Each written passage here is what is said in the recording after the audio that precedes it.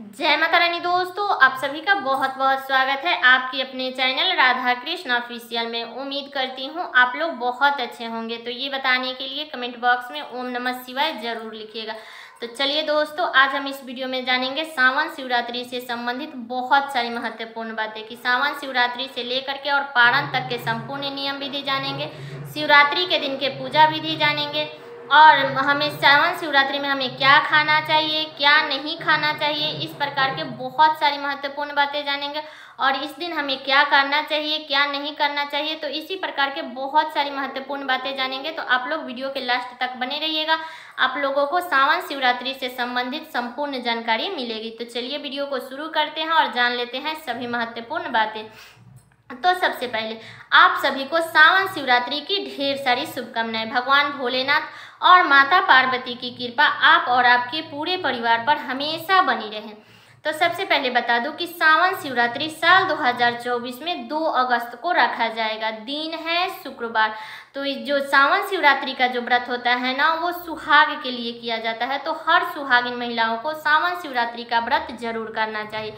तो जो लोग भी अब की बार व्रत उठाना चाहते हैं या करते हैं या जिसका छूट गया है, तो सभी लोग एक ही दिन व्रत रखेंगे 2 अगस्त को। ठीक है, तो हमें 2 अगस्त को सुबह में जल्दी उठ जाना है, ब्रह्म मुहूर्त में उठ जाना है और अपने घर की अच्छे से साफ सफाई कर लेना है। इसके बाद में हमें अपने नित्य कर्मों से नियमित होकर के हमें स्नान कर लेना है। और ध्यान रखिएगा कि हमें व्रत के दिन हमें जूठा ब्रश से ब्रश नहीं करना है। कितने लोग हैं जो नॉनवेज खाते हैं और लहसुन प्याज खाते हैं, तो उस ब्रश से आप लोग जूठा ब्रश से ब्रश मत कीजिएगा। या तो आप लोग नया ब्रश ले लीजिएगा या आप लोग दातुन का प्रयोग कर लीजिएगा। ठीक है, दातुन का प्रयोग कर लेते हैं तब तो सबसे श्रेष्ठ है। इसके बाद आप लोग स्नान कर लीजिएगा। स्नान करने के बाद में आप लोग साफ स्वच्छ वस्त्र धारण कर लीजिएगा। तो शिव जी का व्रत है तो कोशिश करें कि हरे रंग का वस्त्र धारण करें, नहीं तो आप लोग लाल पीला वस्त्र धारण कर सकते हैं। बस हमें काला और ब्लू ये 2 कलर का वस्त्र नहीं धारण करना है। चाहे वो चूड़ी हो या वस्त्र हो, आप लोग ये 2 कलर मस्त धारण कीजिएगा। ठीक है, इसके बाद में हमें 16 श्रृंगार कर लेना है। जो भी आप लोग श्रृंगार करती हैं तो 16 श्रृंगार कर लीजिएगा। इसके बाद आप लोग सिंदूरा से सिंदूर लगा लीजिएगा। पैर में महावर लगाना मत भूलिएगा, क्योंकि सुहाग का व्रत है। शिव जी का व्रत हमें ऐसे वैसे नहीं करना चाहिए। शिव जी का व्रत हमें सज सवर के ही करना चाहिए। ठीक है, तो आप चाहे तो आप अपने पूजा मंदिर में भी पूजा कर सकती है अगर शिव जी का फोटो स्थापित किया है तो। नहीं तो बहुत सारे लोग हैं जो चौकी बिछा करके तब शिव जी की पूजा करते हैं। तो आप लोग क्या कीजिएगा, जब आप लोग 16 श्रृंगार कर लेते हैं, इसके बाद में हमें सबसे पहले सूर्य भगवान को जल देना है। इसके बाद आप लोग अगर चौकी बिछा करके पूजा करते हैं तो सबसे पहले एक चौकी बिछा लें और उस चौकी पर आप लोग सफ़ेद रंग का वस्त्र बिछा दीजिएगा शिव जी को स्थापित करने के लिए। तो सफ़ेद रंग का वस्त्र बिछा दीजिए। इसके बाद हमें शिव परिवार का जो भी फोटो है उस पर हमें फूल का आसन दे करके उस पर स्थापित करना है। और उस फोटो को आप लोग या तो कोई अच्छा सा साफ कपड़ा भिगा करके उसको पोंछ दीजिए या गंगा जल से छिड़काव करके उसको मतलब शुद्ध कर लीजिए। तो पूरे शिव परिवार की हमें पूजा करनी है। जब फोटो स्थापित कर देते हैं तो हमें वस्त्र के रूप में शिव जी को कलावा, अगर आपके पास उसमें वस्त्र है तो वस्त्र अर्पित कीजिए, नहीं तो आप लोग कलावा अर्पित कर सकते हैं, कोई दिक्कत नहीं है। इसके बाद हमें माता पार्वती को लाल रंग की चुंदरी अर्पित करना है और शिव जी को हमें चंदन लगाना है। शिव जी को रोली का चंदन नहीं किया जाता है, तो आप लोग इस बात का ध्यान रखिएगा, चंदन लगा दीजिएगा। तो शिव जी को हमें सफ़ेद या पीला चंदन लगाना चाहिए। माता पार्वती को आप लोग रोली का चंदन लगा दीजिए या आप लोग सिंदूर भी लगा सकते हैं। गणेश जी को रोली का चंदन लगा दीजिएगा। ठीक है, तो ये बातें क्लियर हो गई। इसके बाद में हमें गणेश जी और माता पार्वती को लाल रंग के फूल अर्पित करना है, क्योंकि माता पार्वती को प्रसन्न करने के लिए हमें लाल रंग का फूल अर्पित करना है और शिव जी को प्रसन्न करने के लिए हमें सफ़ेद रंग का फूल अर्पित करना है। तो ये हो गया। इसके बाद कितने लोग हैं जो कलश रख के पूजा करते हैं और कितने लोग बिना कलश के पूजा करते हैं। तो जो लोग भी कलश रखेंगे वो लोग एक पात्र ले लेंगे, चाहे वो पीतल का हो, तांबा का हो, स्टील का हो। आपके पास में भगवान का दिया हुआ जो ही पात्र है वो आप लोग पात्र ले लीजिएगा। उस पात्र में आप लोग सादे जल भर दीजिएगा। इसके बाद उसमें थोड़ा सा गंगा जल मिला दीजिएगा। उसमें हमें पान, सुपारी, हल्दी, सिक्का ये सब हमें उसमें डाल देना है।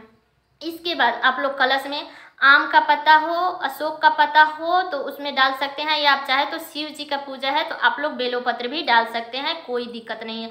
तो 5, 7, 9, 11 टोटल आपकी मर्जी है, जो भी पत्र आपको मिल जाता है, चाहे वो आम का पत्ता हो, अशोक का पत्ता हो या बेलोपत्र हो, तो आप लोग जो चाहे उस लोटे में डाल दीजिएगा।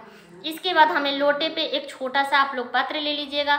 उस पात्र में आप लोग थोड़ा सा उसमें चावल डाल दीजिएगा, चाहे वो कटोरी हो, प्लेट हो, कुछ भी हो, आप लोग उसमें थोड़ा सा चावल डाल के और कलश के ऊपर रख दीजिएगा। इसके बाद हमें उस चावल के ऊपर से हमें दीपक जला के रखनी है, जिसे हम दीप कलश बोलते हैं। तो जो लोग कलश स्थापित करेंगे वो लोग ऐसे कर लेंगे। तो जब दीप प्रज्वलित कर लीजिएगा, इसके बाद में हमें कलश के नीचे, जब भी कलश स्थापित कीजिएगा तो कलश के नीचे पहले हमें फूल का आसन दे करके तभी हमें कलश स्थापित करना है। इसके बाद कलश में आप लोग क्या कीजिएगा कि कलावा बांध दीजिएगा, क्योंकि कलावा बांधा जाता है कलश में, तो आप लोग कलावा बांध दीजिएगा। इसके बाद हमें शिव जी की, अगर आपके पास में शिवलिंग है तो, क्योंकि बहुत सारे लोगों के पास में है जो शिव परिवार का फोटो नहीं रहता है, अगर आपके पास में फोटो है तो भी, या आपके पास में शिवलिंग है तो भी, तो पूरे शिव परिवार आ जाता है। तो इसलिए अगर आपके पास में शिवलिंग है तो उसको भी चौकी पर जरूर स्थापित कर दीजिए, पीतल के थाली में करके।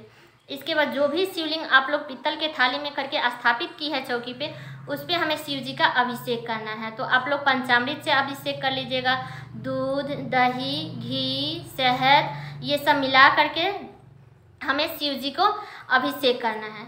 और उसके बाद हमें सादे जल से अभिषेक करना है। शिव जी को आप लोग जनेऊ जरूर अर्पित कर दीजिएगा, जो भी शिवलिंग रखी है उसको जनेऊ अर्पित कर दीजिएगा। इसके बाद में शिव जी को सफ़ेद रंग का फूल अर्पित कर दीजिएगा।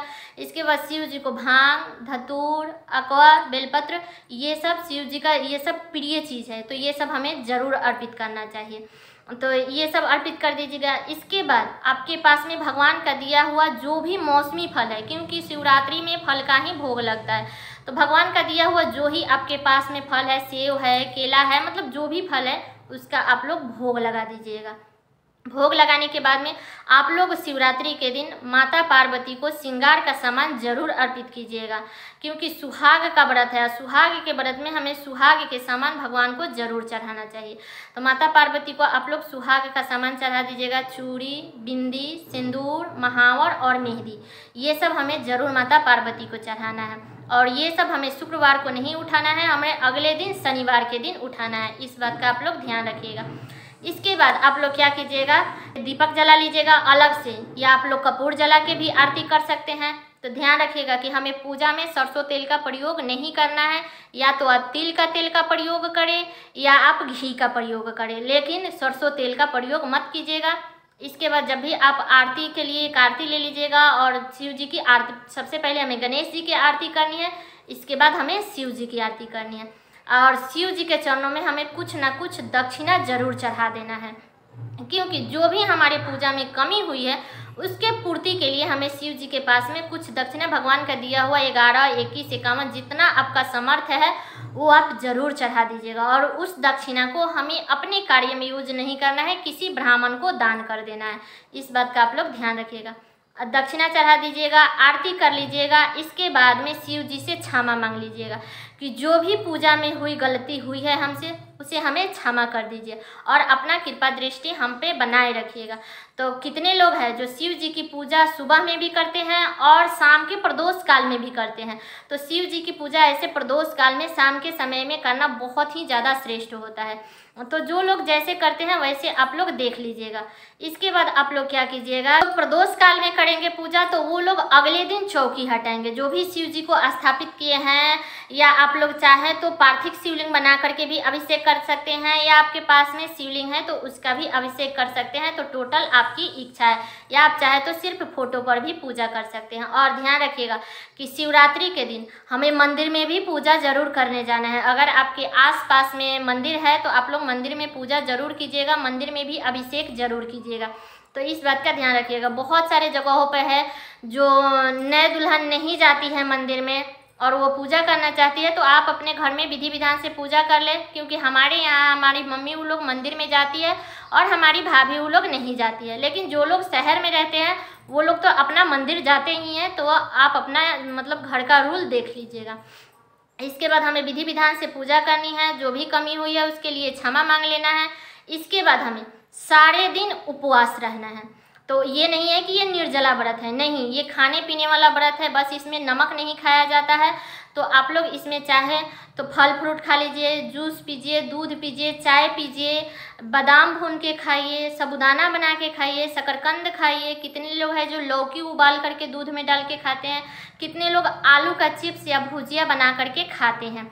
तो आप लोग ध्यान रखिएगा कि हमें नमक का प्रयोग इसमें नहीं करना है। मान लीजिए जिसका भी मतलब शुगर का पेशेंट है, वो लोग व्रत रखते हैं, तो उन लोगों को तो मीठा चीज़ खाने वाला होता नहीं है। तो वो लोग क्या करेंगे, तो कोशिश करें कि ना खाएं। अगर लेकिन स्वास्थ्य भी देखना ज़रूरी है, तो आप लोग उस मजबूरी में आप लोग सेंधा नमक खा सकते हैं, ठीक है।